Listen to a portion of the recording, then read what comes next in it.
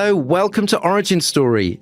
In each episode, we take an idea, figure, or event from history, explain its origins, and talk about how it influences political discourse today. And sometimes we extend that idea over a whole damn season. I'm Dorian Linsky, author of Everything Must Go. And I'm Ian Dunter, and I have broadly lost the will to live. So this is the end. The story of socialism concludes. It has been our first theme season, our first season with three-part stories, inevitably, therefore, our longest. Congratulations, Ian. We made it. Congratulations to you too. Can I just say to anyone, I mean, there's been quite a few now writing in, just being like, can you do conservatism next time? And it's like, let me just tell you right, A, fuck you. Yeah. B, no, it'll be some time before we undertake anything like this again. This has been a very, very tiring process. It's about twice as much work as any other season, I think. Yeah, I think that's right. So only please, all your suggestions should be for extremely easy topics. Like very, very small. If you've been listening to some or all of the Story of Socialism series, thank you very much. We've learned a lot. We hope you have too. Ian, I mean, who did you enjoy spending time with? Who did you like? I liked very few people in this story. Okay. And all the ones I did like, I think, were in the Labour episodes. It was obviously it was much easier with the New Left that you were covering, but you did the research there. I was just sat in the room. So really, because you had more time for Marx, didn't you?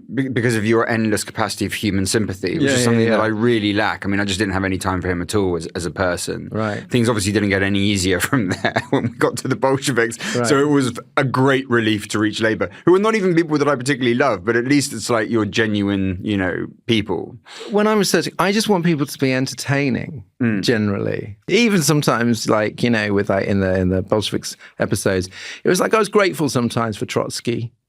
Yeah. I totally get it. I disapprove of him in certain areas of his life, but I found Marx hugely entertaining, and I just enjoyed I enjoyed getting a deep understanding of things that I sort of half understood, which I suppose is, what we do all the time. But particularly here, I was like, I feel like I should know more about Marx. And now I do, and now hopefully you do too. And Hegel, of course. I mean, your whole life you've been waiting to get to grips with Hegel, and finally it's come. Yeah, exactly. So I hope we got through to, people like Hegel and Gramsci and people like, they're in the mix. They're in, people talk about politics, and hopefully listeners know a little bit more. Did it shed any light on your own youthful Marxism? Oh, okay. Are there things you didn't know back then? Not really. I mean, there was loads of historical events I wasn't aware of. But in terms of the theory, I suppose, most of we'll talk about this in a moment, but a lot of it just comes from that there is a gentler, more humane way of pursuing these ideas. And there's a really quite mean-spirited, cantankerous, top-down way of doing it. Yeah. And it sort of helps flesh out. You can almost think, if you think back to your past, I could think back to people that were in those meetings when I was, 16 or whatever, that sort of reflected that. You could tell that there were people who, if they'd just been in a different kind of party, they would have been a nicer person. They were clearly motivated by compassion and empathy and a desire for human improvement. And others who were just quite doctrinaire and pretty cold and very, very bossy indeed, and you can sort of see what attracted them to it. No, I'm just fascinated because you actually had a journey, whereas I'm sort of roughly as left-wing as I was at 18, just less obnoxious about it. Are you sure that's true? You don't know how obnoxious I was about it at 18. Whereas you've had a journey from Marxism to a love of the price point. Now, I mean, can you just stop? That would be a good drinking game for the entire season. That would be fantastic. But if you could just not sell me as a Hayekian fetishist today, that would be fantastic. I would really appreciate it. You've walked the road to serfdom. For the last episode, we're not going to tell a new story, but we're going to look back on the whole history of socialism and draw some conclusions. We ended last time in 1991 with the collapse of the Soviet Union and that particular vision of socialism. So I think we should begin there and just see how we got from there to here. You're going to give us a quick little sort of tour of... That's fine. I mean, it's easy. It's, what is it? Just the last 30 years of human history. It really will be quite quick. So in 1988, there were more than 20 communist states in the world. 4 years later, there were just 5, which is kind of where we are now, actually. China, Vietnam, Laos, North Korea, and Cuba. Now, those North Korea is the only old school one, the ultra-Stalinist, isolated prison state. Yeah. All the rest have kind of softened somewhat, at least in the economic area.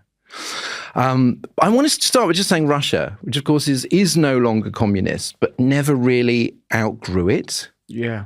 What shocked me actually was that Gorbachev, who he ran against Boris Yeltsin in the 96 election for president, got 0.5%. This is quite brutal.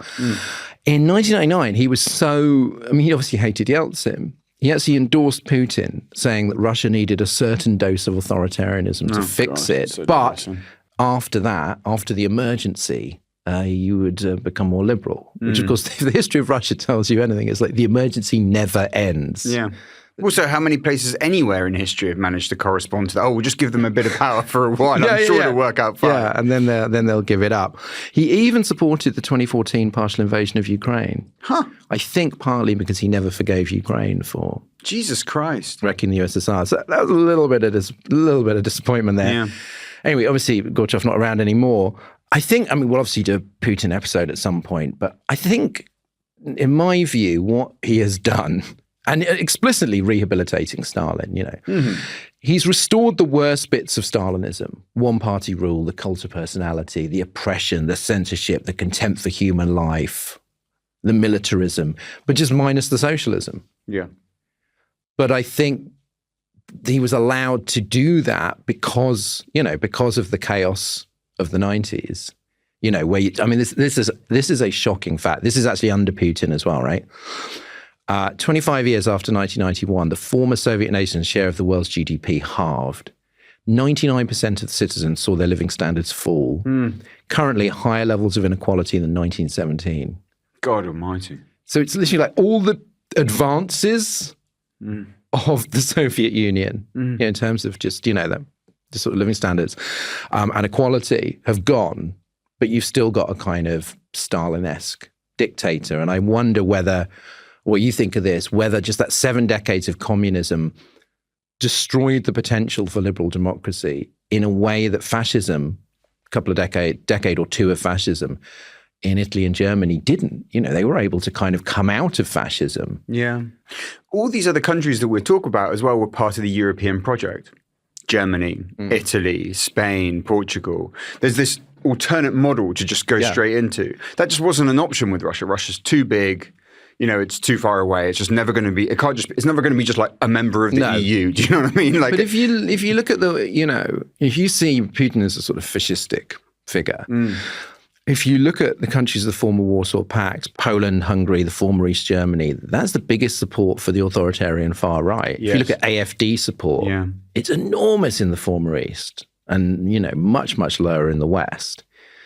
So I don't know whether there is, you can say there's not that you cannot outgrow it because other countries in that region have. Yes. But whether there's a kind of that authoritarianism beds in some way, I don't know. It's just it's certainly like a depressing outcome. Yeah, it is. So China, is it still communist? I actually don't know. Nobody seems to be able to say for sure because what happened is that Deng Xiaoping in the 80s introduces these market reforms. And he said a basic contradiction between socialism and a market economy does not exist. An incredible thing to say. That's like an essay question there, isn't it? Right? It's just like, really? It seems like it would. That contradiction seems quite crucial. Achieves the fastest economic growth of any country in history. Absolutely bananas. How much growth there was, particularly since the 90s. And what I noticed is that unlike Gorbachev, the leaders of the Chinese Communist Party are very good at rejecting bits of Maoism, but they just don't say so. So each new version is billed as an adaptation of Maoism. So Mao Zedong thought became Deng Xiaoping theory, which is basically growth and stability. It doesn't seem particularly Maoist. Then Jiang Zemin introduced the concept of the 3 represents to the constitution, which is basically, you don't talk about class struggle. It's more about nationalism and exceptionalism. Right. Again, doesn't seem that socialist.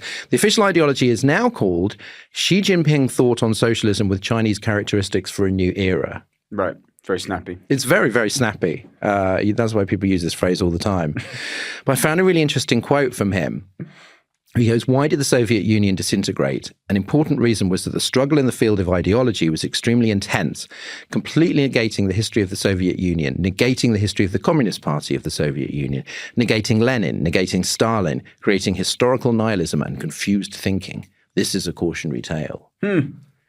So I think, China obviously looked at Gorbachev and what happened there and just thought, oh, right, okay, you never relax your grip. You can do whatever you like. You can rewrite the economy however you like, but you do not trash the past, even though obviously it's a very long way from Mao, what it's like now. Yeah. So effectively, I think China is like post-communist. It's abandoned the social and economic aspects of communism. And it's just this ultra-pragmatic dedication to power and control and growth. The problem here is that we talked about legitimization, right? What enables a state to sort of exist, for people to believe in it? And because of this massive contradiction between what it says it is and what it's doing, arguably, it's all about delivery. And growth is slowing now. Population is slowing. So there is a possible crisis looming there. Yeah. Because actually, the communism itself, it's too muddled now, to be this great thing you believe in. You believe in it because of coercion and prosperity. And if the prosperity goes, what do we see? So it seems almost like it could go on forever like this, but it does really rely on that growth. So you've got a similar, less dramatic story in Vietnam, Cambodia, Laos. They've all introduced more of the private sector. Cuba's its own case. I don't think people would have expected it to still be what it is. Yes. All those years. Because basically the Soviet Union pulled the plug on it in 92. It goes into a massive period of economic crisis. And it's just sort of made its way through. It's had support from China, from Venezuela, now from Putin. Russia ended up again.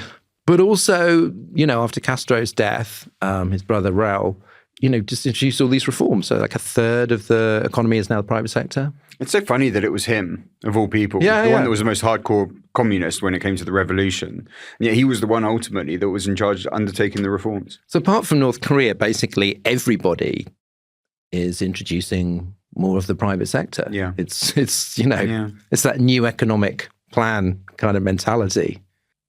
Yeah, in terms of, that really is the only place left where they're sort of still holding out against the idea of individual incentives.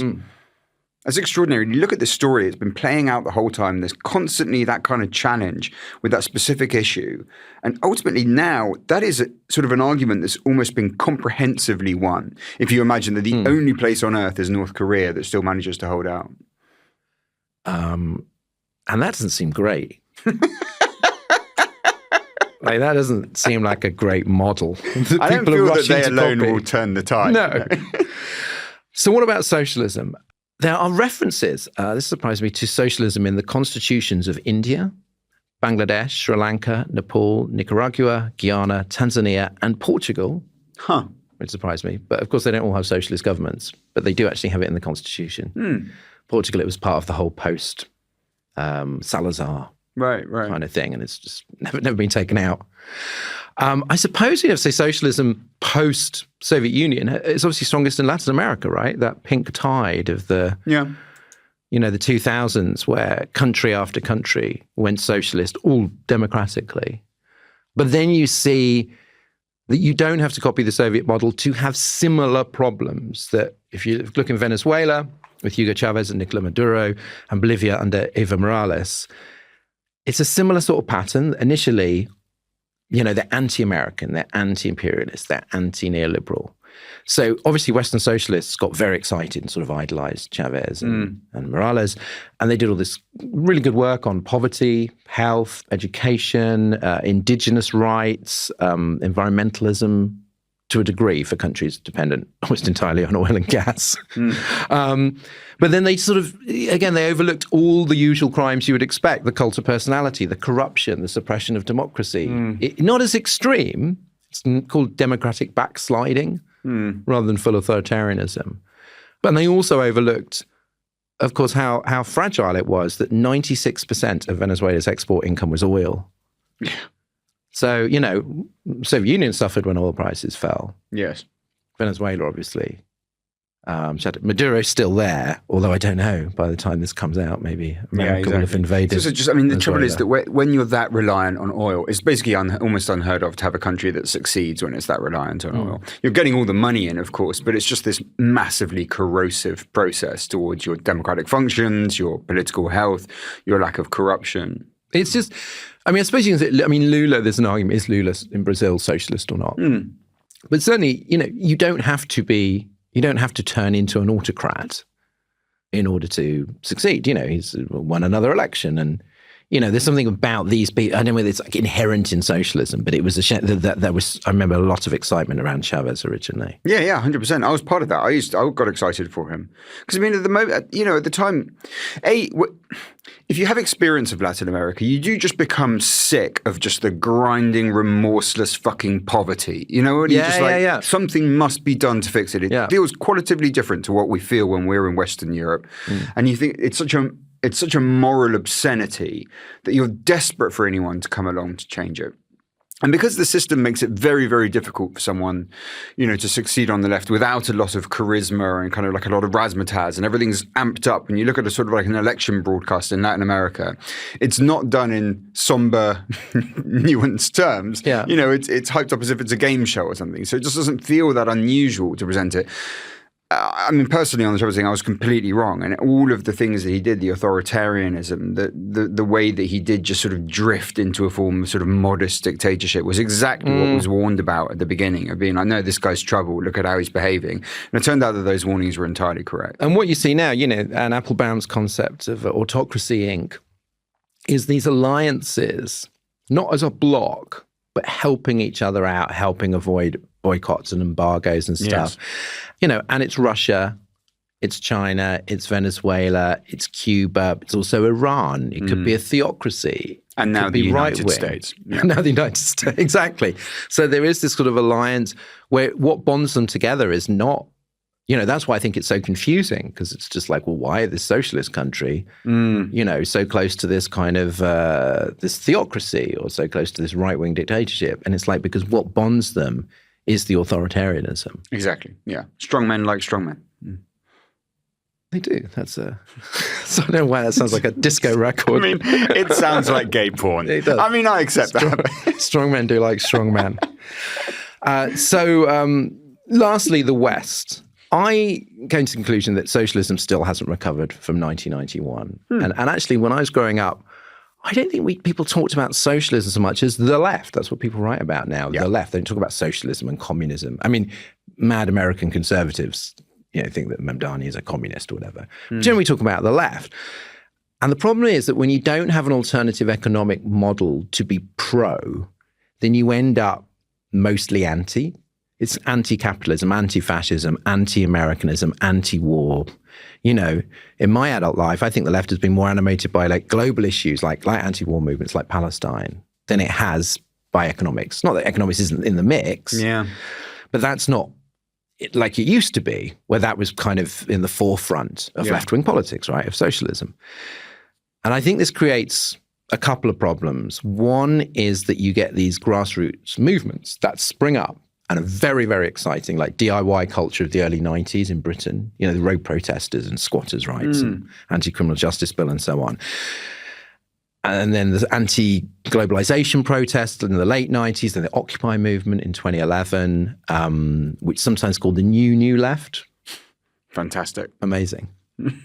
But then they sort of run out of steam. And Occupy, I think, is a really interesting example, because after the 2008 financial crisis, where it basically seemed like, oh, Marx was right, about these crises, socialism was meant to make a comeback.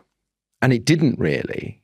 And I feel like if you're talking specifically about things like Occupy, that had that new left energy of this we saw in the 60s, but it had those same obstacles, lack of leadership, organization. I mean, I went along to Occupy St. Paul's, and where everyone kind of, you wouldn't clap, you'd sort of wave your hands and everybody put their hands. It was like super democratic. There were no leaders of Occupy, right? But then it means all these groups, you can achieve small victories. You can block that road building program. Yes. You can stop that development in affordable housing. All these really, really important. The left has obviously, had many, many small victories, but no huge ones, because they don't have an agenda. like that, the way that socialism offered an agenda. And I feel like Marxists would obviously lament this, and they criticize identity politics for dividing the working class or whatever. But identity politics broadly, in its best sense, in terms of getting rights for minority groups, has obviously achieved far more. It's been far more advanced on that front. I mean, we see some of that being wound back. But I mean, it's that element, again, is that socialism? If the focus is not on the economics, it comes out of the new left, but...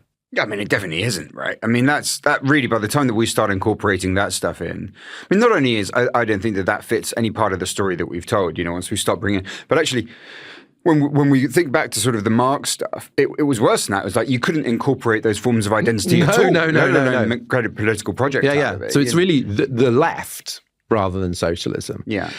The other problem, I think, is anti-Americanism, which turns into what is called campism, where it's just like you align yourself with a particular block. So when people say tanky now, it's an outdated phrase, but it's that kind of person. And even using this old language, like words anti-imperialism and anti-Zionism are legacies of the Soviet Union. So we've still got a lot of these legacies. And then you look at people who echo Putin's arguments about NATO and Ukraine and those weird alliances of some people on the left with some people on the far right. Mm-hmm. And in a way, they're sort of worse than, Beatrice and Sidney Webb visiting in the 30s, because when they went, they believed in the project. They believed in socialism. Yeah. Whereas a lot of these people, it's like, do they believe in Putin? Did they believe in Assad? Or is it just the politics of anti again? And I think that's a real danger. There's a writer called Leila Al-Shami who calls it the anti-imperialism of idiots. And you get this kind of really grotesque, to quote Neil Kinnock, sight of Western anti-imperialists ignoring all the other forms of imperialism and oppression that are not Western.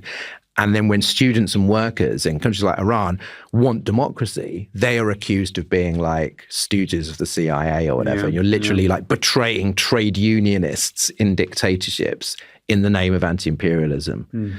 So I think the absence of socialism as this kind of huge binding thing for the left has created some problems where people are just very sure what they're against, but they don't actually have like a whole big vision to propose. Your thing about the lack of vision is absolutely pivotal, isn't it?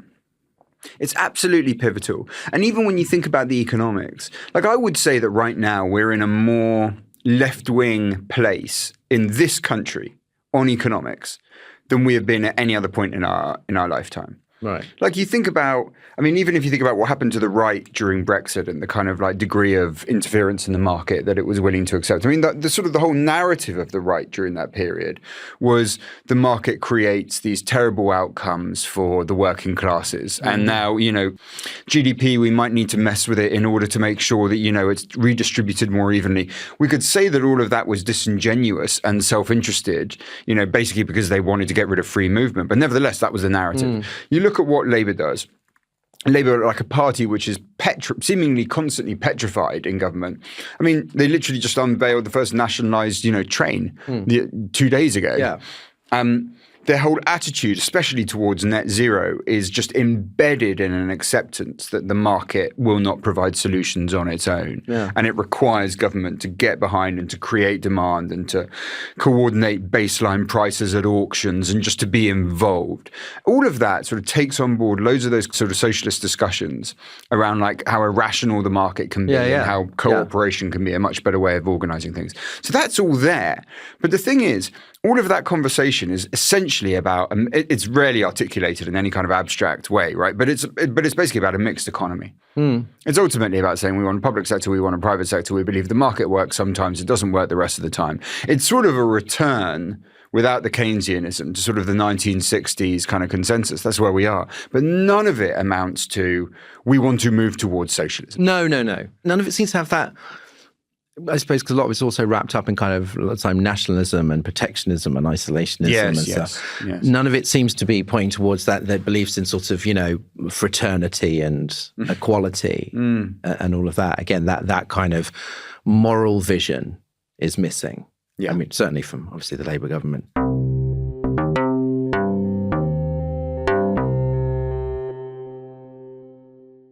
Hi, I'm Dorian Linsky from Origin Story. And I'm Ian Dunn. This ad is brought to you by Incogni. So during this season, we've talked a bit about surveillance, Stalin's secret police, the Stasi, the FBI infiltrating left-wing groups. These days, unless you've done something very bad, you're probably not the subject of a secret dossier, but your data is constantly being sold or published online without your knowledge by people called data brokers. This results in spam, scams, identity theft, harassment. I get emails from companies I've never heard of before, and not because they love me. I just get this sense of paranoia that no one wants to steal my identity because it's non-desirable. My identity is very, very desirable and hot, and people want it. And that's what I'm worried about. The thing is, you have a legal right to demand that data brokers delete the information that they hold about you, but it's a massive headache to do it on your own. You don't just have to make scores of individual requests, but then when data brokers start collecting your data again, you've got to repeat the requests and so on and so forth. So the way that this works is they're constantly working in the background, clearing up your digital footprints, getting rid of your data from the internet on a day-by-day, minute-by-minute basis while you get off and do whatever it is that you need to be doing. And it really is very quick, because I signed up for it and immediately went, there are 47 data brokers and we're going to have a word with them. And then a day or two later, they let you know and they go, we've had a word and your data's gone. And it also tells you how long it would have taken to do it by yourself. 26 hours. Imagine how many books on the fall of the Soviet Union you could have read in that 26 time. hours is about probably how long it took to read the Gorbachev biography. So look, listeners can get 60% off an annual Incogni plan by getting your own unique discount code at incogni.com/origin story. There is a link in the show notes. Take back your data privacy with Incogni and beat the digital Stasi.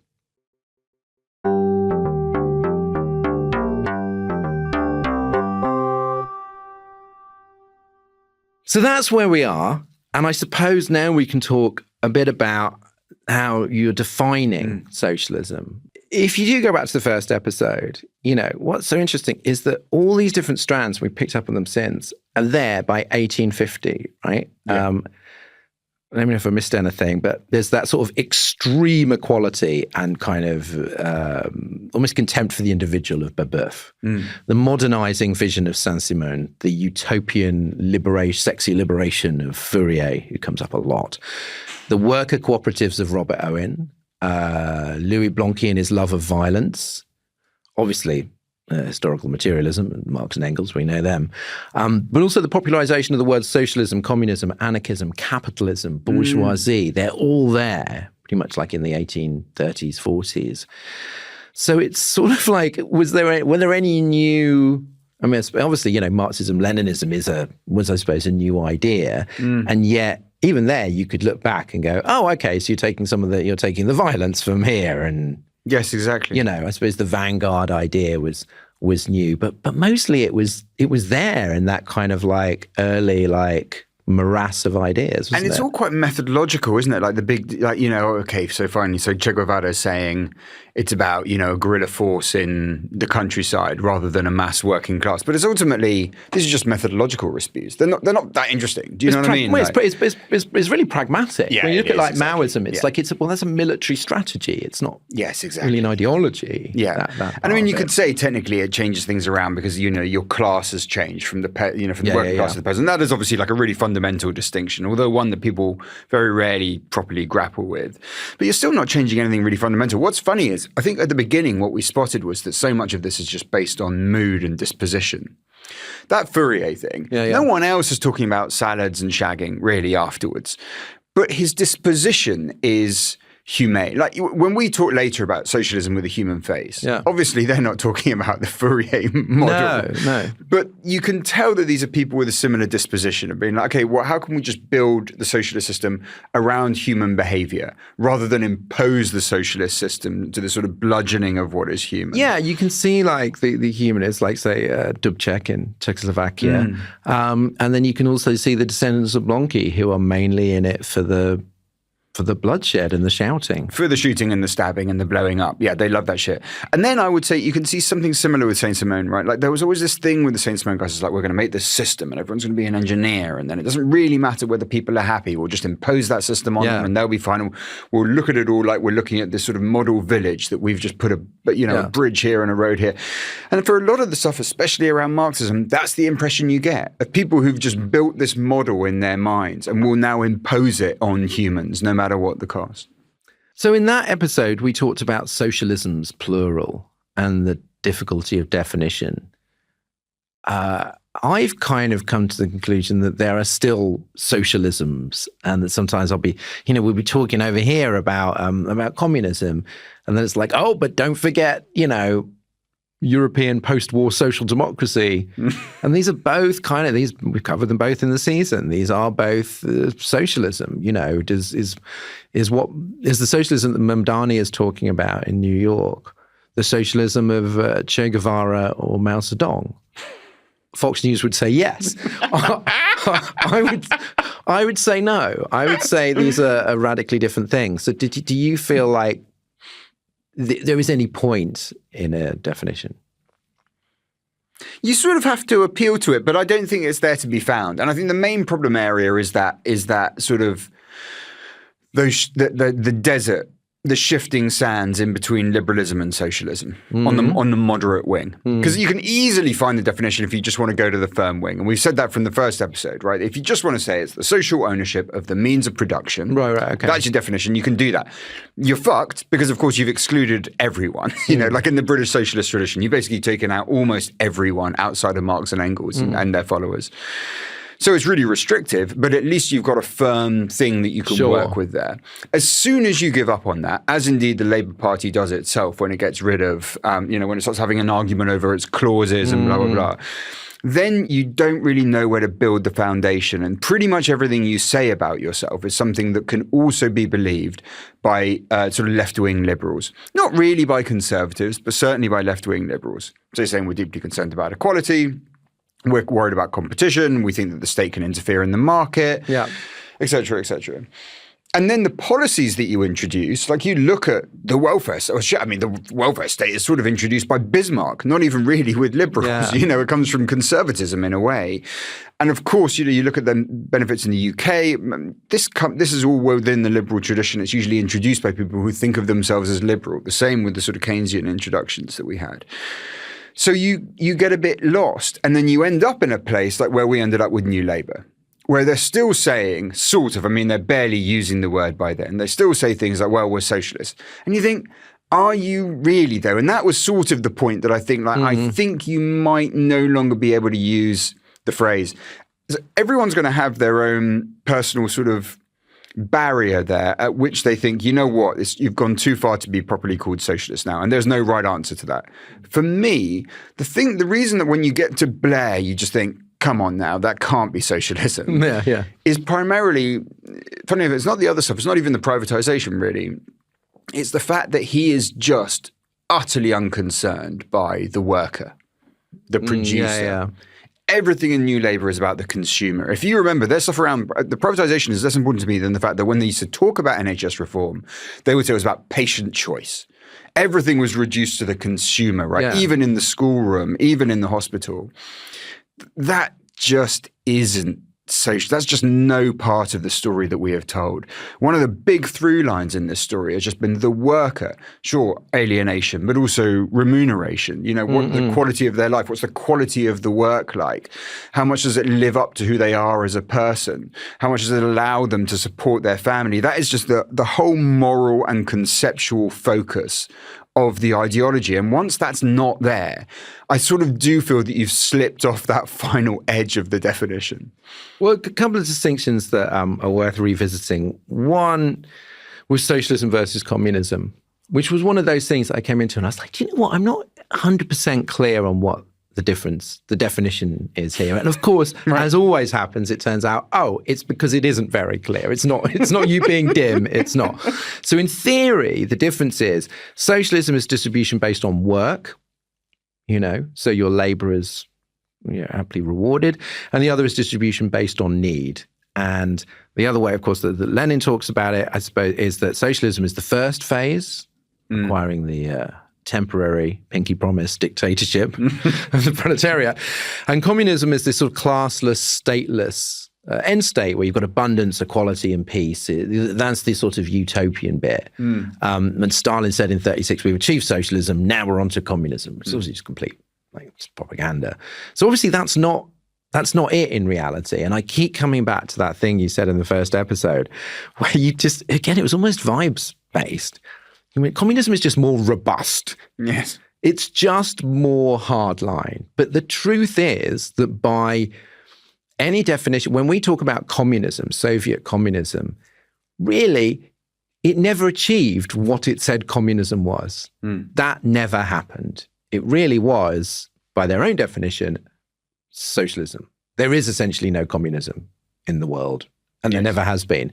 So I suppose that's where I get to the point. I mean, obviously, for all intents and purposes, we call people communists, because that basically just means like they're more hardcore socialists. Right. You know, what confuses me, and I'm not just talking about the TikTok Leninists who we discovered during the course of this season, you know, but people that put hammer and sickle in their bio or whatever, and they describe themselves as communist. You know, Ash Sarkar, in that famous clip, she goes, I'm literally a communist.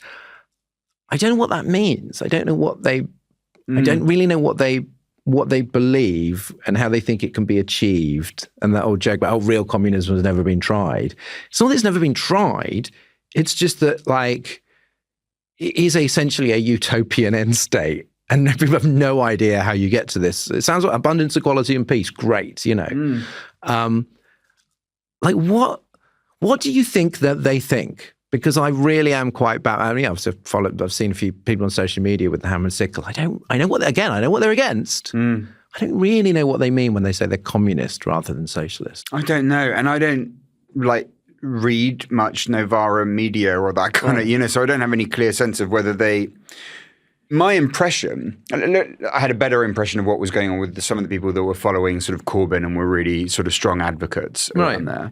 No one at that time was talking about socializing the means of production. No. You know, no one was saying like, well, the state's going to produce sandwiches and T-shirts now. You know, we're going to nationalize Pret.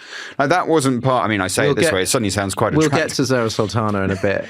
Right, yeah, and maybe that's starting to change now. But when someone then says it from that, and people would say I'm communist or I'm, you know, sort of militant socialist, it's a thing like, well, they're clearly not using any of the firm terminology either. They're just in the same place that the rest of us are, you know, from not even that left liberals, you know, anyone that basically just believes in a mixed economy to, you know, people on the sort of left of the Labour Party, they're all in the same place, which is you want the state to do some stuff, you want the private sector to do some stuff, you think there should be more equality, you don't want absolute equality, you're a little bit confused about whether it's equality of opportunity or equality of distribution. You know, everyone's in the same kind of place, really. I'm not saying there aren't sincere communists. I'm sure there are in the, you know, Communist Party of, it's not the Communist Party of Great Britain, Communist Party of Britain, I think it's just called now.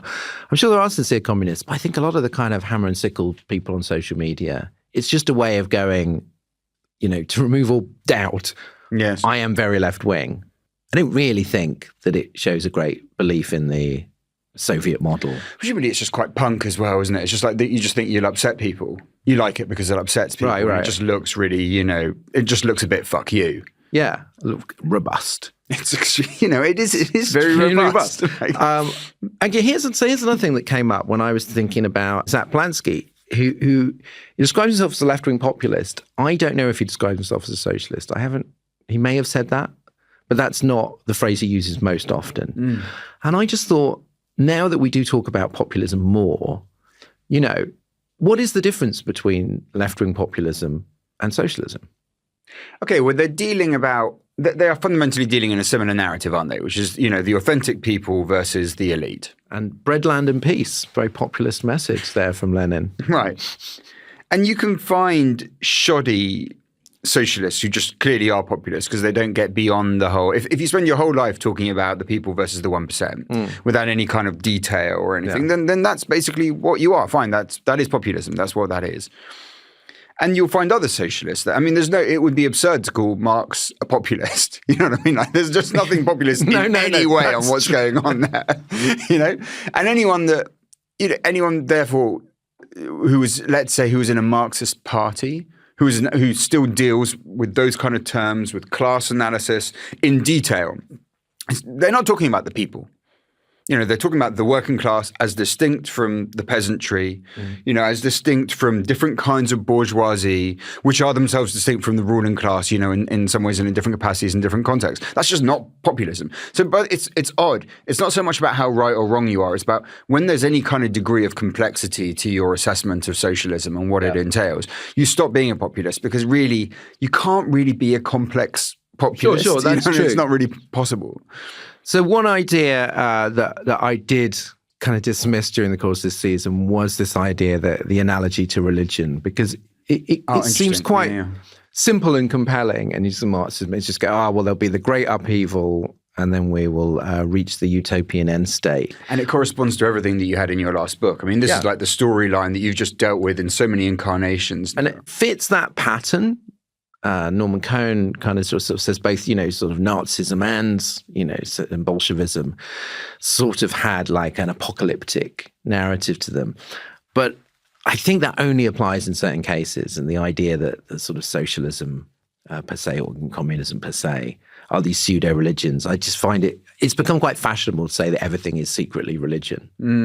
Everything that someone believes in is kind of a substitute religion. And then I'm sort of like, okay, let's not just restrict that to the left then. Aren't the right? Well, I suppose with, a lot of the right people are literally religious.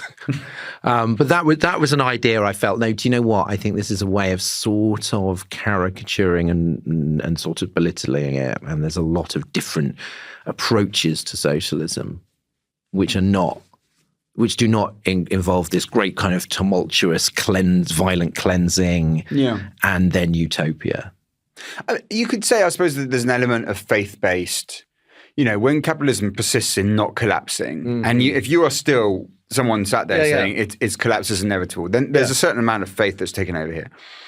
But you look at when Karl Popper looked at Marxism, he did it proper damage. And he did it proper damage not because he treated it like it was religion. He said specifically, this is not religious. This is a respectable theory. And it's a respectable theory because it has falsifiable propositions. Right. And I think that these propositions are false, and I will now demonstrate why. But he tested it as a scientific idea, essentially, giving it the respect that it deserved for that. And that's the kind of level that you would treat it, whether you agree with it or whether you don't.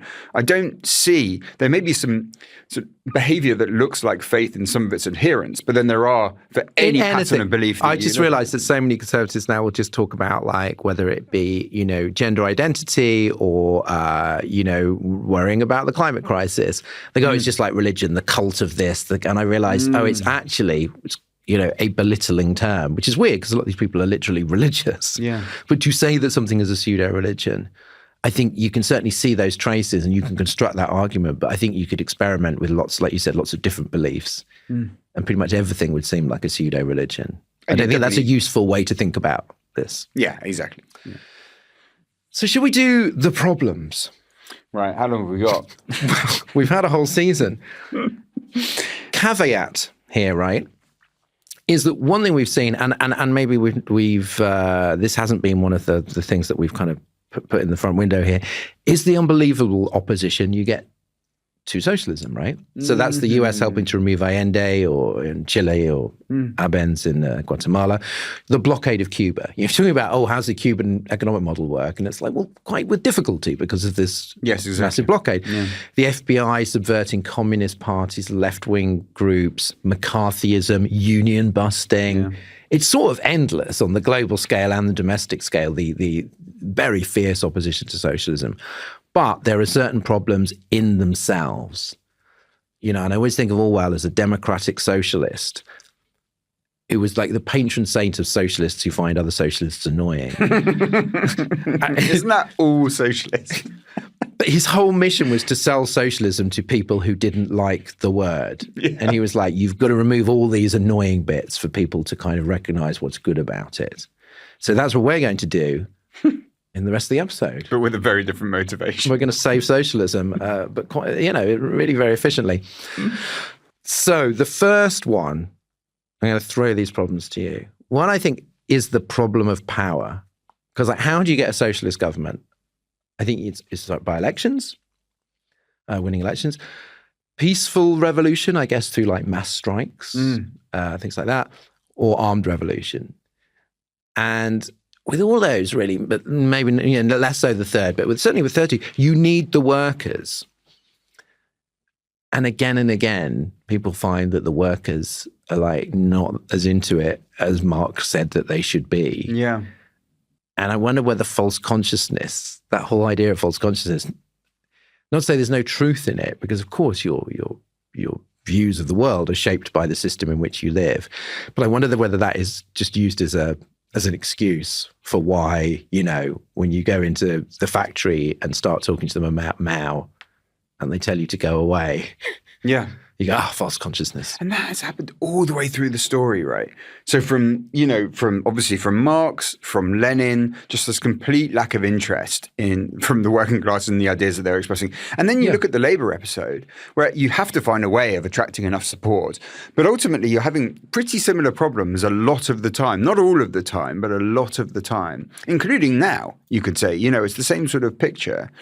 They've always really struggled. And that they're not alone in that. You see this across the left. Like, feminist history has a very similar sort of habit of this sort of vision of like, well, women are demanding emancipation. You go and actually talk to a lot of women, and they're like quite conservative. With a small c, with a big C, didn't want liberation. And very often the response of feminist movement was to basically say, well, they've got false consciousness. They've been oppressed to such an extent that they're limited in their ideals about human freedom. And again, a lot of the time, surely true to a certain extent. It is true that if someone is just raised from a certain age to have a certain kind of education, to only be able to consider certain options, it's hardly surprising then that they don't, think in the same way. But also it leads you into such a terribly dangerous scenario of wagging your finger from up high and telling people that you know what's good for them. And you know what? You'd better just take over the leadership of the working class, because the working class can't make its decisions on its own, evidently. And then you better take over the whole country and implement them. And I think also you got a problem with the sort of, the shrinking proletariat that Marx was describing, the working class, the booming working class of the Industrial Revolution. Now that's not the case. Working class is more to be like a Deliveroo driver than a coal miner. Yeah. So the working class is different now. The working class has never, as we saw in the Labour episode, has never been overwhelmingly, sort of left-wing, and there's often sort of, in scare quotes, votes against its own interests or whatever. It's a complicated thing. But people fetishize that for Marxists through, I think, to like Blue Labour. 100%. They've all got this idea of the worker, the pure worker, who is probably a man, probably works in a kind of pretty grim, heavy industry. And it's sort of like, well, is this the actual working class as it exists now? This is almost like embedded in our political aesthetic now. Like, why is it that you see so many sort of political leaders feel the need to do press conferences or announcements in factories wearing a hard hat? Yeah. Why is it that you hear this constant nonsense which started with Blue Labour about the lanyard class? What about you? Like, a lot of huge numbers of workers in this country are members of the lanyard class. They will have a lanyard. You know what I mean? They'll be working these, and they won't be making huge amounts of money. They are people that vote for you. If you think that these people are off the scale, above where you need to be aiming your political appeal, then you've just suddenly excluded whole parts of the country that you would have thought any kind of egalitarian approach will want to include. Like, all of this has deeply coloured our view of the country and our view of what left-wing politics is. And yet ultimately, when you look at sort of blue-collar workers, it's actually becoming quite a small part of what you would need to win an election, or what you would need to represent if you want to have an egalitarian approach towards politics in the country. Do you think we will see another socialist revolution, whether violent or peaceful through strikes? I don't know. It seems unlikely, right? It feels like it's just not part of the conversation. Yeah. But then it seems more likely now that it would be a kind of like, like the Gilets jaunes in France, where it's kind of like the popular discontent is a weird mix of left and right with a lot of fascistic elements. Yeah. So let's talk about the leadership problem, which really is foreshadowed right away by the failure of those communes, the Owenites and the Saint-Simonians and the Fourier. I mean, just a disaster in the 19th century. And basically what happened, there are two parts. Either they became like bitter and chaotic, or they became autocratic. Like it's authoritarianism that way, or like leaderless mess the other way. And it does seem sometimes like that's the choice. Like one can't get anything done and the other gets a lot of things done, but then won't be stopped. And that seems to be like a challenge that socialists over and over again were facing. And that the New Left episode really clarified that for me. I think we're not going to be like Stalin. We're going to be the opposite of Stalin. And then that creates a whole other set of problems. But then you see other groups where the kind of, there is a sort of longing sometimes for the cult of personality to elevate these figures. Where does Labour fit into all this? I mean, there was a sort of cult of personality around Corbyn. You know, not a Stalin, obviously not, but a desire to sort of turn people, to have heroes, to have the person who represents the hopes of everybody. It felt weird from the very first second, the Corbyn thing. I remember like writing an article about homeopathy. He supported homeopathy, which just seemed like this random. There was not really nothing to particularly hate about Corbyn at that point. He hadn't even won the leadership. But it was just like, oh, this is some crazy shit and you shouldn't be talking about homeopathy. And the response was so vitriolic. At that time, we hadn't really seen that for anything else. You know what I mean? It wasn't the kind of response you got when you criticized George Osborne for something. And it wasn't the kind of thing you got when you criticized Ed Miliband. It was suddenly just qualitatively different. And so it does suggest, given how commonly we've seen that relationship over the course of this story, there's something weird there. And I find that very striking because the whole of the thought process is supposed to be about the removal of the individual from the movement of history. Right? Like that's the Marxist analysis, but also much more broadly in socialism. It's sort of this idea of like there are these great tectonic plates of historical change. They're fundamentally economic. They're, you know, we have systems level explanations for phenomenon. This is the opposite of the great man theory of history. Men themselves are sort of irrelevant. They're just crushed under the wheels. And yet from the very beginning, from the moment that Lenin's like, lads, can you not build me a mausoleum? Can you not stuff me full of plastic and put me up there for 100 years? It just takes over. There's this idolatry that they seem to be unable to resist. Marx didn't want to be worshipped as an individual. He wanted his ideas to be influential. He didn't want huge statues of himself and people arguing for decades over it as if his work was like the Bible and what did Marx really mean. That's not in his... Well, he had an ego, but not that kind of ego. I think what really struck me as really sad was that perhaps the real legacy of Lenin was the one-party dictatorship and totalitarianism, because we do say this in the fascist book. Mussolini was really inspired by Lenin, not the politics, but the method. Yeah. And you think, and this is where we are with like, you know, Putin and that whole idea of like, well, you do this thing, you do these kind of violent and authoritarian methods to get to the noble goal. But actually, it turns out that loads of other people took the methods and don't give a shit about them, have completely different goals. Yes. And then we see something similar, and we have throughout with the idea of violence and the feeling of violence. And actually, weirdly, I sort of remember some of that stuff from the sort of anti-capitalist and anti-globalization marches. Just when people would smash windows, you know, or car windscreens, or when sort of police would come in and there'd be this fear of kettling, and you all sort of, there was just a sort of moment where you kind of left yourself and you were sort of one with the crowd on the street. You know what I mean? Like you just had this almost kind of collective level consciousness around what was going on, and a real sense of battlements and of us versus them and all of that kind of stuff. You can see why that's actually quite seductive. So these guys that end up going for it, it's exciting, it's dramatic, it gives a real sense of purpose. It's like a sort of mini version of the thing that we saw the fascists learn from after the First World War, the trenchocracy, right? The brotherhood and that's the exactly fraternity. what you're talking about, the mob and being part of that kind of violent one body. Yeah. But I think that explains why, of course, a lot of socialist street fighters, communist street fighters, flipped to fascism. Yeah. Because what they really wanted was the street fighting. Was a fight. They didn't really care about the ideology. Yeah. So keeping on the fighting tip, okay, problem number 3, the faction problem. So I was looking at some far-right nonsense online, and I was like, obviously these people suck, right? Their beliefs and their personalities are congruent. It's just like they run on fear and anger and hatred. Now, the left, if you had never, ever come across the left, you would think, but hang on, these are the kind of peace and equality guys, right? They seem like they'd be just really nice. You know, and obviously there's some of the most vicious, that includes, not all of them, but, you know, some of the most vicious people I've ever come across are like socialists, call themselves socialists, right? Right. Why do they hate each other, particularly hate the other factions more than they hate anybody else? And like, you know, the feuds, the splits, the hysterical abuse. It can't just be that Marx was into that and then everybody just followed Marx. There has to be some other reason why this keeps happening. There's a point, I think it made it into the book. There was an interview I did with Neil Kinnock about people's this behavior in the Labour Party, but you could, you know, it's basically for this.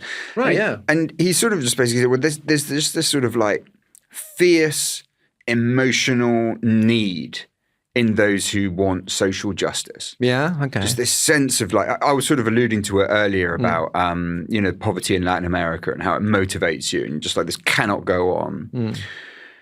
And because you feel that sense of urgency, it was too late yesterday. Yeah, you know what I mean? Like, yeah. how can every day they're just suffering, dying, suffocating in poverty, wasted life chances? It brings this sense of tremendous, like, acute importance to every interaction and every dispute. Now, let's say you're on the right now, you're a conservative. Your view is basically like things are sort of all right. Like, I mean, we don't need great big fundamental changes. I'm not saying the Conservatives are fundamentally the old happy school people. Conservatives rather than the radicalised. I mean, the nationalists. heritage. Yeah, exactly. But, you know, let's say you're, I don't know, you know, Ken Clarke or, you know, Norman Lamont or something like that. Yeah. You know, your view is basically like, it's fine. Yeah. We're in a management position. So obviously you're less urgent. You know, you feel less of a need to get sudden changes. You're less likely to become extremely cross over doctrinaire distinctions that are obscure to everyone apart from the two people that happen to be in that room. So I suppose that must be part of the explanation why it is. Either that or it just turns out that the left are a bunch of assholes. But yeah, I mean, there are some assholes, but a lot of the time when you're with these factional disputes, it's not like everybody in is awful. Sometimes these people, you know, on one side of it, some of the people that Marx was attacking or Lenin was attacking, they were all right. It wasn't like, you know, an equal and opposite asshole. But yeah, like you see that all the way through from the Bolsheviks to the Labour Party. So anyway, I haven't solved that. It does seem annoying. But then, of course, I say, oh, here's good old Orwell, you know, trying to get, you know, remove socialism's bad habits. And then he's just like, well, these socialists, fucking nightmare. We also, we have to be clear that it's not just socialists that have this, right? Like loads of John Stuart Mill's early horror at intellectual tribalism was just based on his, basically just saying, there's nothing I hate more than watching two schools of philosophical thought rush at each other with knives. You know what I mean? Like, it's just an annoying thing that we have this tendency to just group up and define in opposition to other people and get terribly, terribly cross. And I suppose the more concerned you are with abstract philosophy, which the left is, much more so than what you find in conservatism, the more it's going to center on a doctrinal distinction in a way that it will be harder to do and rarer on the right.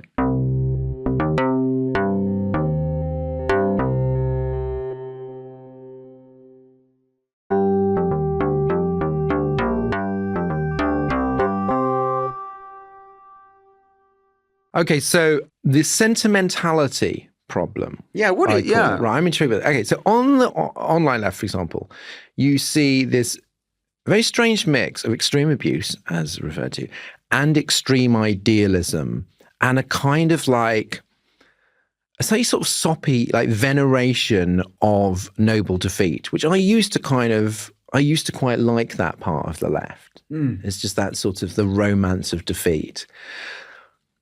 But now I'm just like, stop being defeated. Like, what's the big left-wing event? It's the Durham Miners Gala. The miners, you know, and obviously there's reasons for that. I'm not saying it shouldn't happen, whatever. But that's the big thing. And it's like, well, the miners famously very much defeated, depleted, a great tragedy, right, for the union movement. No pass around from the Spanish Civil War. Literally, they pass around and killed the communists.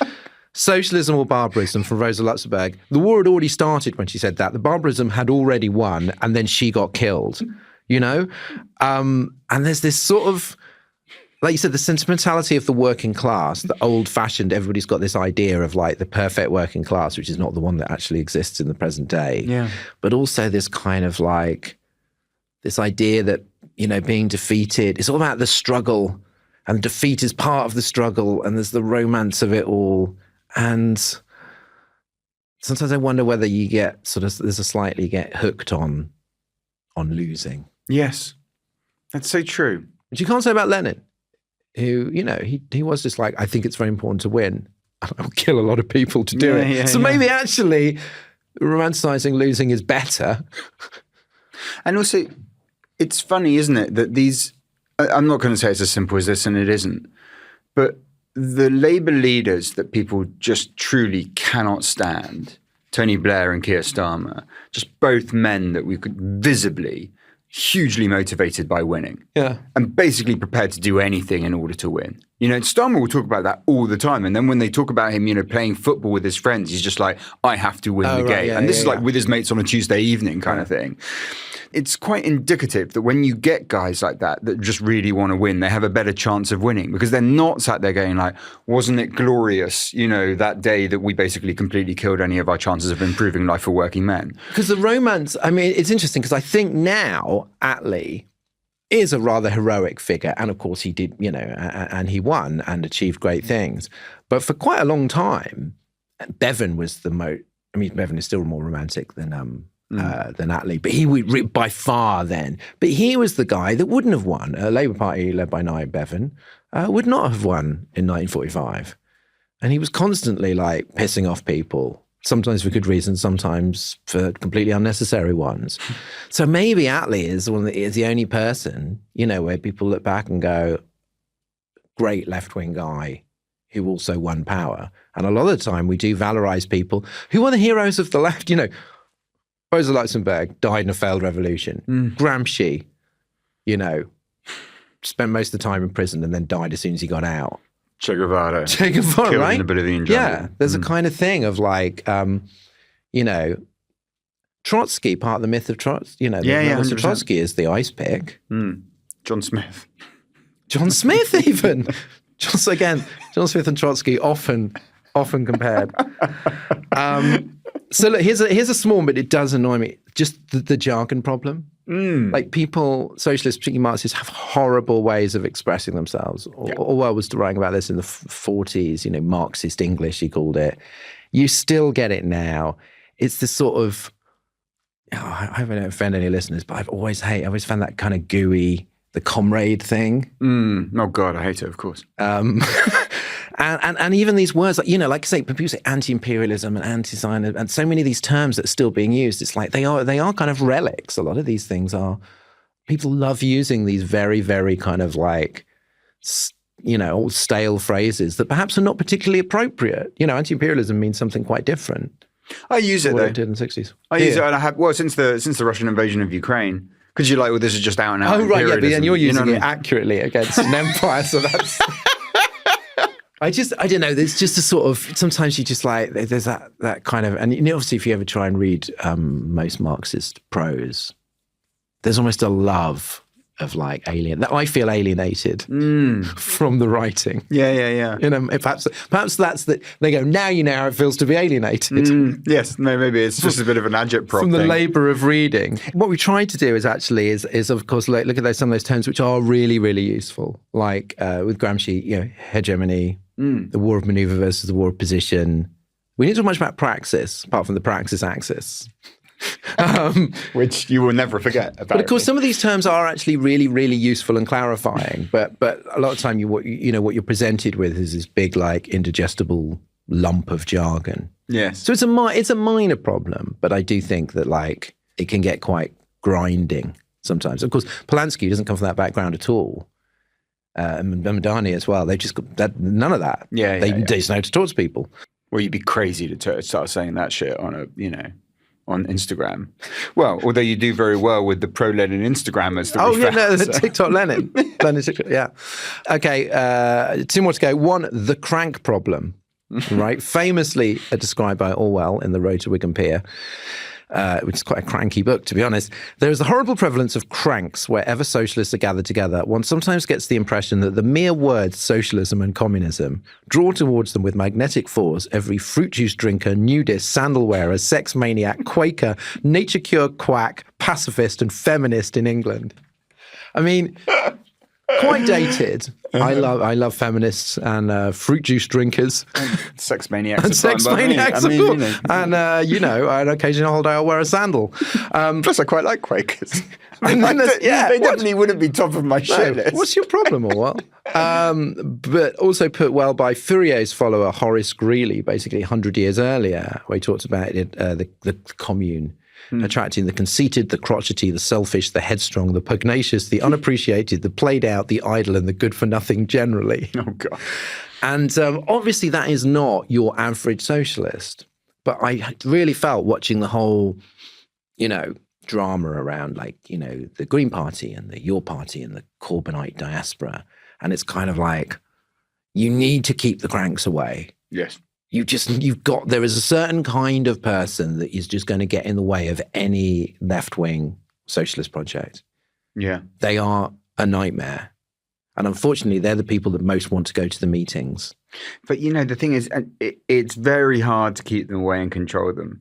You probably would have sat in local Labour Party meetings and where there'll be someone's trying to have a conversation about how they fix the roundabout or what they do about this tree that someone really likes, and there's a threat of taking it over, and there's a bloke at the back that wants to spend the next 45 minutes talking about Gaza, and he will. You know what I mean? It's very hard to navigate that problem if you just get these guys come in using a forum for which it was not designed, and with their own sort of pet hobby horses and an extremely cantankerous personality. And you'll find them across politics at that level, but you find them really very heavily in the left, and they very often gum up the activities of the Labour Party in particular. I mean, also there's cranks on the right as well, but I think perhaps because they're more sinister and their crank views are like eugenics. Whereas sometimes on the left, it's just this is very annoying and it's not helping, and it is by definition not attractive to the average voter, worker, whatever, right? It's that was Orwell's concern, I suppose. I mean, he's being a bit of a dick in that passage, but his thing is just it's really hard to sell socialism if people think that it's just going to be a vegan with a beard.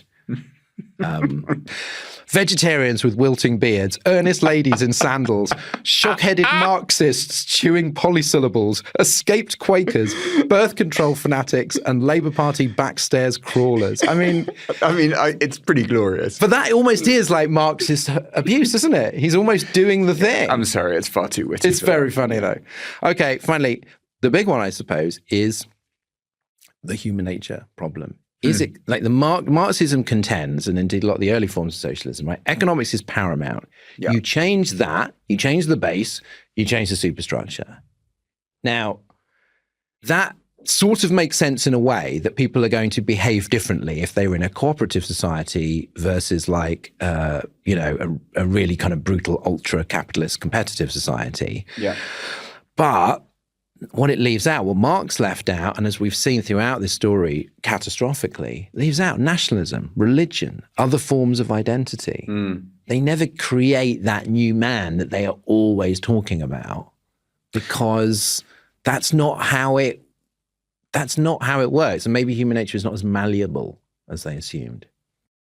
This, of course, is not a criticism, because I am, instinctively, I am an internationalist. I don't like nationalism. I don't like religion. I do, but you see what happened. The massive mistake of the Second International, where they thought that the workers of different countries would not go to war with each other. They obviously totally did. Gorbachev's belief that the different republics would want to remain part of the Union. They absolutely did not. Yeah. And this is after decades of the Union, and often actively crushing nationalism. And yet there it was, roaring back. Now, I don't like that. I find that really quite sad, but it does seem to me like a major flaw in Marx's thinking that, and I just, this is why I do struggle. And maybe we'll hear from some Marxist listeners. But I just really struggle with people that just go, who say they're orthodox Marxists, and you're like, that for me is as big a sticking point. Him just sort of assuming economics, which was absolutely paramount.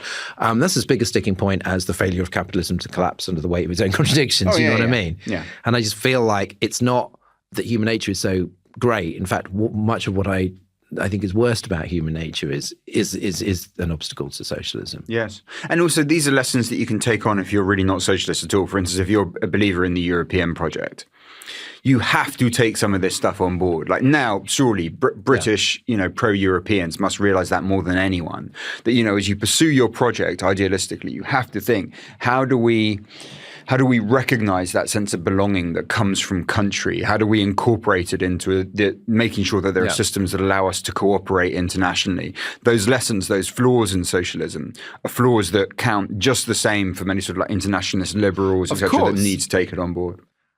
So that's my 7 problems. They're different. Some should be easier fixes than others. What fascinates me is that while we were doing this season, your party. My party? Not your party. Yeah. This is the last time you can do that joke.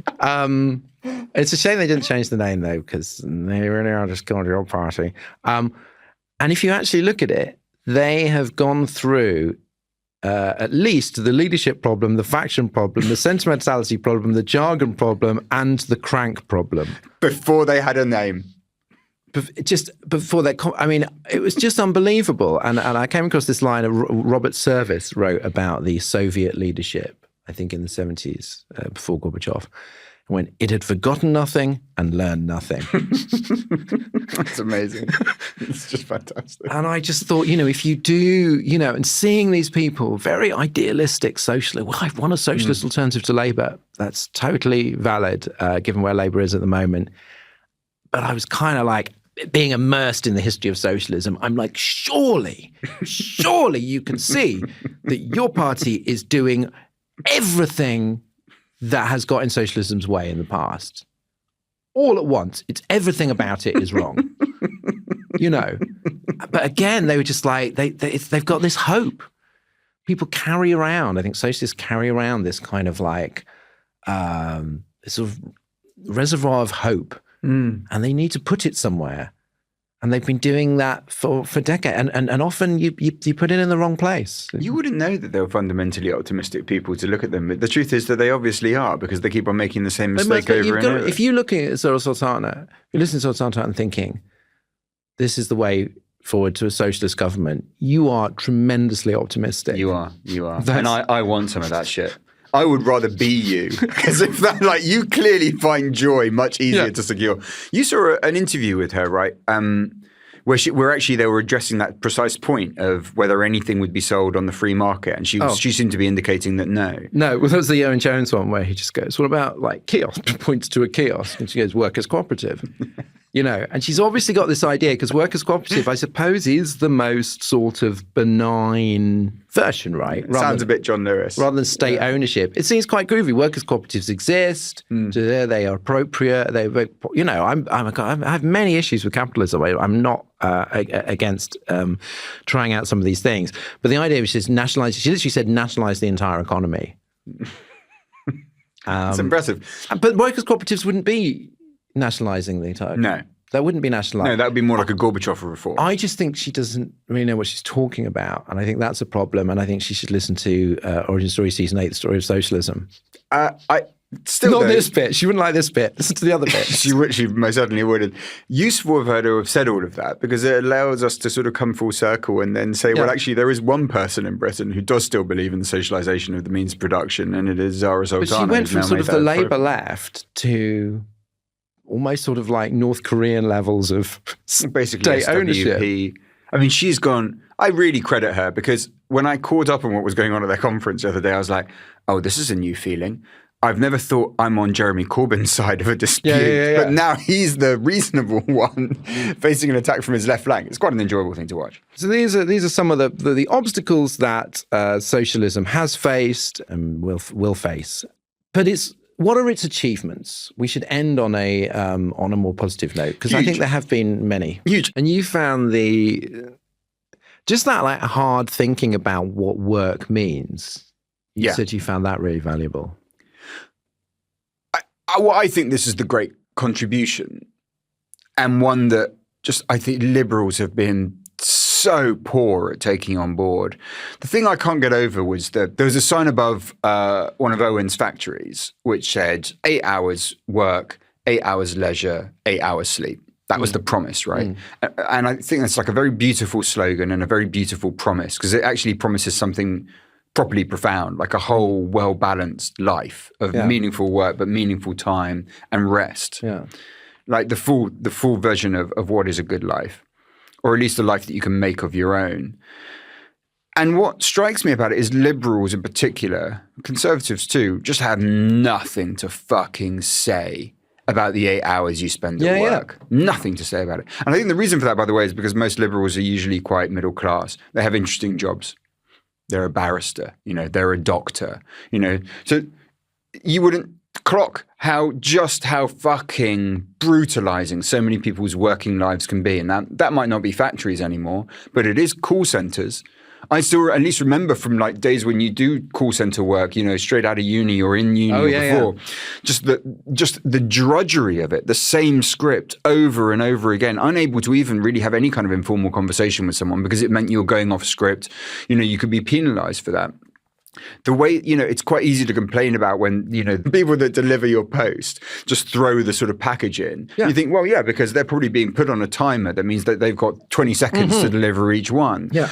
Or the quality of social care. And it's like, well, actually the worker has been brutalized in that thing. So they're just running from house to house, no time to talk. Yeah. Any concept that you could like bring your own skills to that interaction, your own sense of compassion, or sit down and have a cup of tea, just removed by virtue of the pressures that we put on them. The life at work, hardly anyone outside of socialism has really given that the attention that it deserves. It is a huge part, arguably the majority part of anyone's life, of what it is to have a meaningful life, of what it is to experience freedom, to have mastery over your life, to have a sense of autonomy, to have a sense of social standing and respect.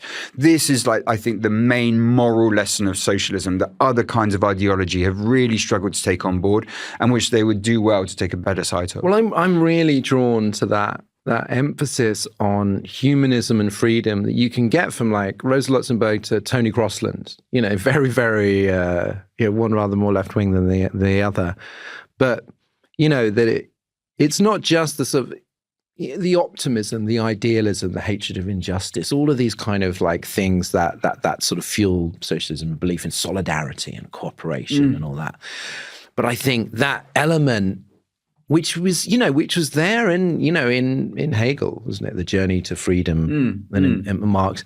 And, and I suppose the tragedy is that so often these socialist states, they ended up destroying people's freedom, making them work even harder in miserable conditions, that it betrayed that essential promise. But this idea that in making sure that people have rights at work and more options, that they can be freer, that they can live a fuller life. And that, I think, is the socialist writing that is the most uplifting, isn't it? That even if sometimes it strays into utopian and it's just like, well, I'm not quite sure how you're going to achieve this. Yeah. It is this idea that what you're really trying to do is liberate people. And that which also extends, of course, all those sort of, the liberation movements from the colonized world to women and gay rights. It's like more freedom. The fact, of course, that communist states managed to impose less freedom is just one of those horrible historical ironies. And you have to wonder, like, okay, well, how did that happen? So look, has it kept capitalism honest, or at least tamed its worst excesses? That's so interesting. My argument, right, is in that kind of what they took at the 30 glorious years, 1945 to 1975, you've got this Keynesian state intervention. Keynes not socialist, obviously, blah, blah, blah. But mixed economy, strong labor movements, really strong unions, and also the challenge of communism, the fact that there existed an alternative, right? This was Francis Fukuyama's whole argument in The End of History, was not that the whole world would become a liberal democracy, but that essentially with the decline of the Soviet Union, he wrote this essay in 1989, that there was no longer this compelling alternative to a sort of free market liberal democracy. And, he sort of thought, oh, this is a sort of Hegelian sort of settlement we've reached. We've reached a kind of like the end state.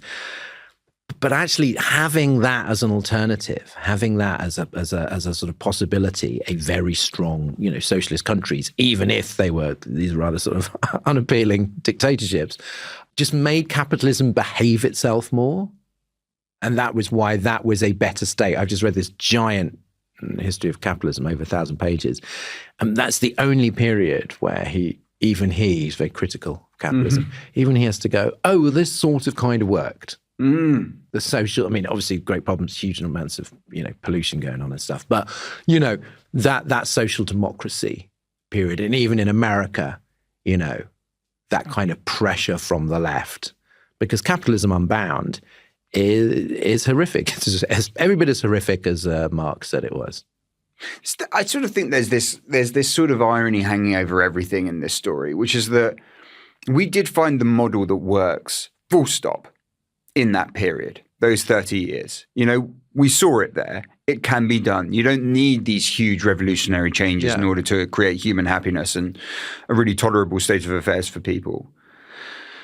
And so your question is what was the socialist impact to make that happen? Because it was, some of the people who introduced it called themselves socialist in these countries. Most didn't. And you look, because we're not just talking about Britain here. Yeah. We're talking about Australia. We're talking about the US. We're talking across Europe. In some countries that just wasn't something that anyone. Scandinavia, I suppose, being the most socialist examples, exactly. But you're right, all over. And in countries like Britain and France, some of the people that were introducing it would have called themselves liberal, and some of the people that introduced it would have called themselves socialist. In countries like the US and I think Australia, although Australian listeners will correct me if I'm wrong, I imagine very few called themselves socialist, right, and that just wasn't the language that was used. So then you're how much of it is just about the pressure from the left? Because it's not about the ideas. As I've already expressed, I think you can find these ideas, all over the place, and socialists don't own them. And in fact, loads of them were put in place by people who didn't call themselves socialist.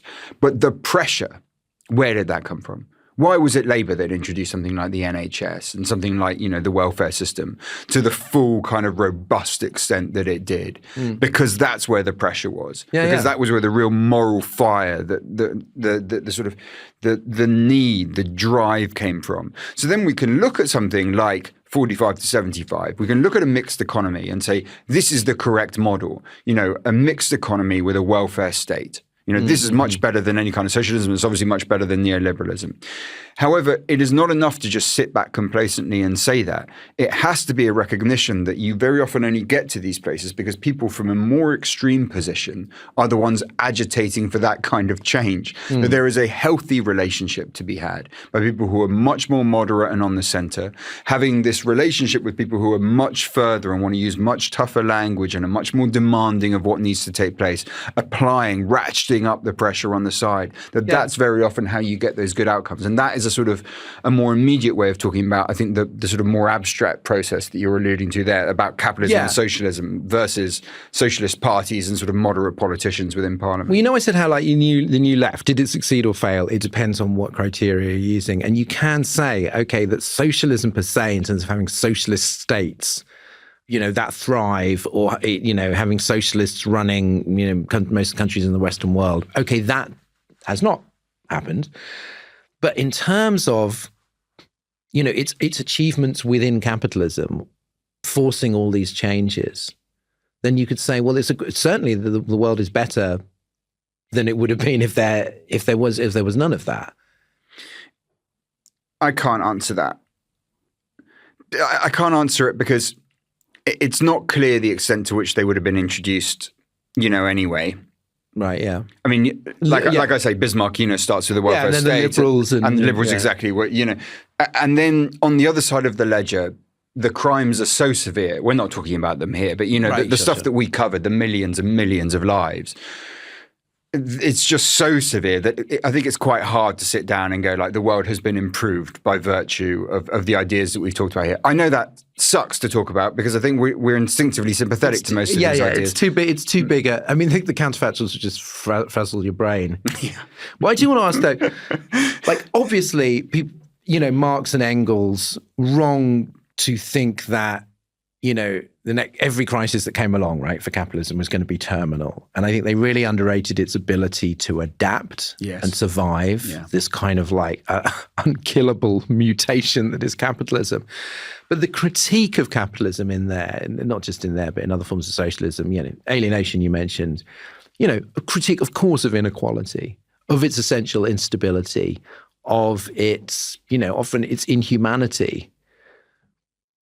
The critique sort of broadly holds up, I think. Oh, interesting. And also the praise, that rapacious, the devouring nature of it, the anarchic devouring nature of it.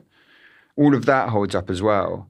And then when you start thinking in terms of class, you've got to let go of their categories, because it just doesn't help you very much, really, the means of production for the current. I mean, there's some places where it is useful, but right now, I mean, if your real assessment of the British class system is based exclusively on someone's relationship to the means of production, you're going to have a pretty distant and exotic sort of view of things. I mean, I don't think we should be wedded to the mid-19th century definition. Exactly. Yeah. Well, I mean, plenty of people are, but then let's say, but if you insist on looking at things with a class analysis, which I don't think is a bad idea, as one of your analyses, and you start thinking about, okay, so what is it basically to own assets? As a distinction in our modern society between those who own assets, which includes pensions and property, as well as, also stocks and shares, whatever.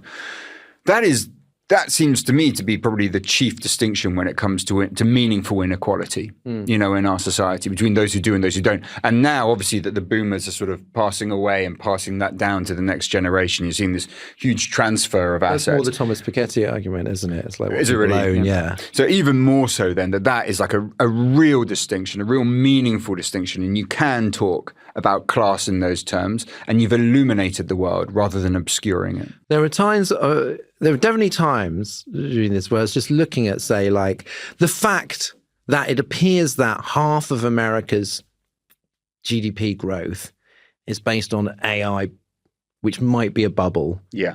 That companies like these AI companies or Tesla or whatever have these crazy valuations that Trump is like putting a wrecking ball to the economy, that the stock market never falls. And there are quite a lot of times, as I felt in 2008, where I'm like, there is something about capitalism which is not quite sane. Yeah. Yeah. There is something very sort of berserk about it. And I know obviously we've been doing these sort of critical, why doesn't, what has socialism tried? When has it failed? But it's like, I have to keep coming back to like the desire for something other than capitalism, or a radically reformed capitalism, seems to me so, it's just so appealing to me. And it's hard to, maybe just because I've read 1,000 pages about capitalism, but I'm just like, I can see its advantages, but like this is not a perfect system. And it seems like without socialists fighting and demanding more and just going, can we not have, and in alliance with liberals a lot of the time as well, it's like, can we not make 12-year-olds work? When you've got somebody going, well, actually, it's really good for them. It's very empowering for 12-year-olds to work. But the thing is, the argument is not socialism versus, it's socialism versus capitalism that is regulated by the state. Any sane person talks about regulation by the state. And when we look at the financial crash, we see a failure of regulation. That is what we have seen. And right now, I think what we're seeing is a failure of regulation. But that whole concept of capitalism, and they're right to point to it, is that it is obviously insane on its own terms. Well, it isn't anything on its own terms. Yeah. It's just a bundle of desire and want, It's mammon, basically. Yeah. And so it must be put in restraints. It was always that it has to be put in restraints so that desire is funneled in a way that is socially beneficial and not ways that are socially pernicious, as we are seeing now and as we saw in, the lead up to 2008 and at so many other periods in our history. I always think there's a danger once we just reduce it to capitalism bad. Yeah. We are pursuing a dream that cannot be achieved and won't be achieved and wouldn't even be desirable if it was. But B, we're giving up on the much more practical day-to-day things that we can do in order to get better outcomes now. I think what struck me about the difficulties of definition is that people who call themselves socialists, have been responsible for vastly improved workers' rights. I mean, virtually every worker's right that there is rarely bestowed voluntarily.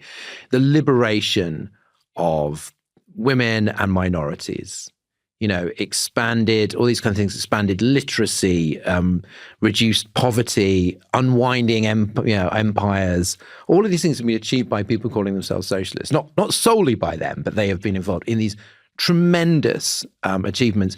And yet other people calling themselves socialists have, I think, in all those areas achieved the reverse plus mass murder. Like, how can you generalize about an idea which includes all of these wonderful things and their opposites? But I believe in us, and our ability to generalize is very strong. I'm just saying, socialism is a land of contrasts. It is indeed. It's been a pleasure, I think, sort of thinking about it and dwelling on it and seeing this kind of great big bustling, confusing series of like contradictions and aspirations and some of the worst behavior in the human mind and some of the best behavior in the human mind. It has been a pleasure to go for the journey, and it's been quite mind-melting for vast portions of it. And I'd love to see what appetite there is for it. I still think there is obviously huge resentment towards capitalism, and the wealthy. My fear is, as Gramsci was saying after the First World War, he was like, oh, this energy might not go to the socialists. Yeah. This populist resentment, it might go to someone else, i.e. the fascists. And I kind of worry that that's the thing now, that the strongest critiques, I don't mean the strongest intellectually, but the ones that seem to be gathering the most people behind them of the status quo, of neoliberalism, of capitalism in general, are coming from the populist right. Oh, yeah.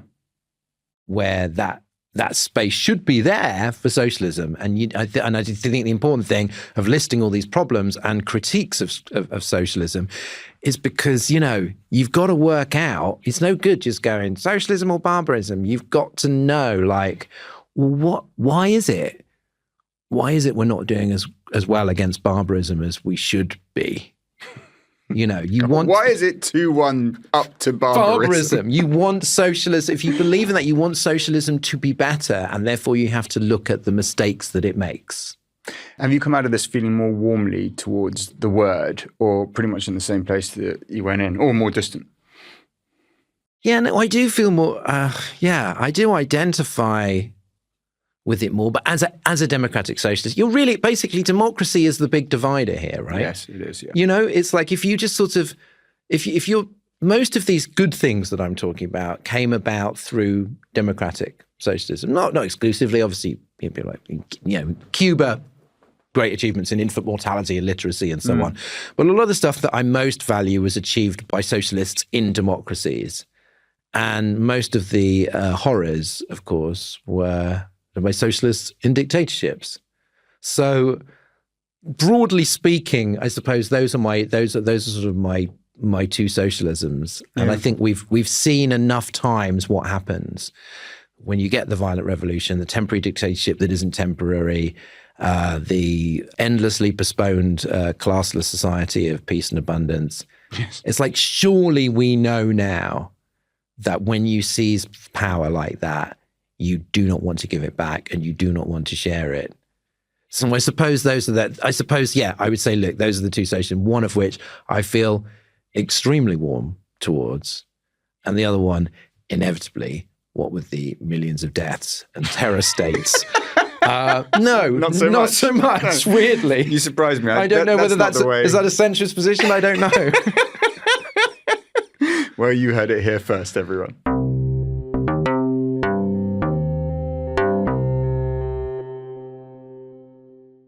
So there it is, the story of socialism. Thank you for listening and supporting our work.